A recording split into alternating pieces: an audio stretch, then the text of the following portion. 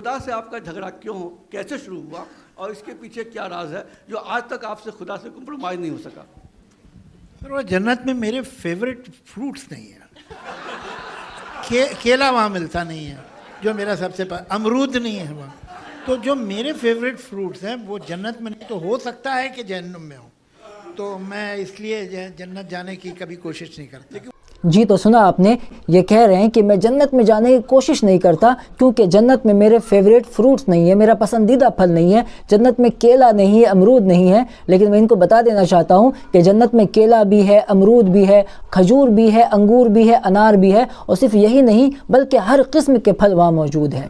قرآن کریم کا 27واں پارہ سورہ واقعہ آیت نمبر 20 میں اللہ تعالیٰ فرماتا ہے وَفَاكِهَةٍ مِّمَّا يَتَخَيَّرُونَ، یعنی جنت میں ہر قسم کے پھل ہوں گے جو وہ چاہیں گے. اور سورہ واقعہ آیت نمبر 29 میں اللہ رب العزت کا ارشاد ہے وَطَلْحٍ مَّنْضُودٍ، اور اوپر تلے لدے ہوئے درختوں میں، یعنی تہ بتہ لگے ہوئے کیلے. مفسرین کے مطابق یہاں طلح سے مراد کیلا ہے اور منضود سے مراد خوشوں میں سجا ہوا. جی ناظرین تو سنا آپ نے، قرآن کریم میں جنت کے کیلے کے بارے میں بھی ذکر ہے اور یہ کہہ رہے ہیں کہ جنت میں کیلا نہیں ہے، اسی لیے میں وہاں جانے کی کوشش نہیں کرتا.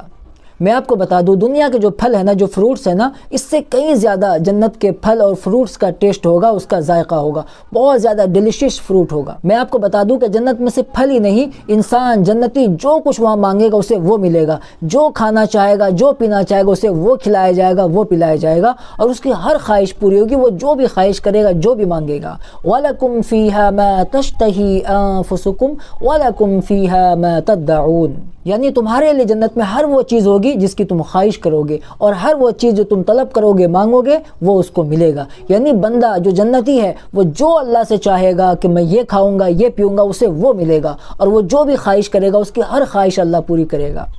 اور یہ کہتے ہیں کہ میں جنت میں جانے کی کوشش نہیں کرتا. میں ان کو بتا دینا چاہتا ہوں یہ لاکھ کوششیں کر لیں، جب تک یہ اللہ اس کے رسول پر ایمان نہیں لائیں گے اس وقت تک یہ جنت میں نہیں جا پائیں گے، کیونکہ جنت میں جانے کے لیے ایمان شرط ہے. اور قرآن کریم میں ہے لَهُم مَّا يَشَاءُونَ فِيهَا، اور ان جنتیوں کے لیے وہاں وہ کچھ ہوگا جو وہ چاہیں گے. اور آگے اللہ فرماتا ہے وَلَدَيْنَا مَزِيدٌ، اور ہمارے پاس اس سے بھی زیادہ.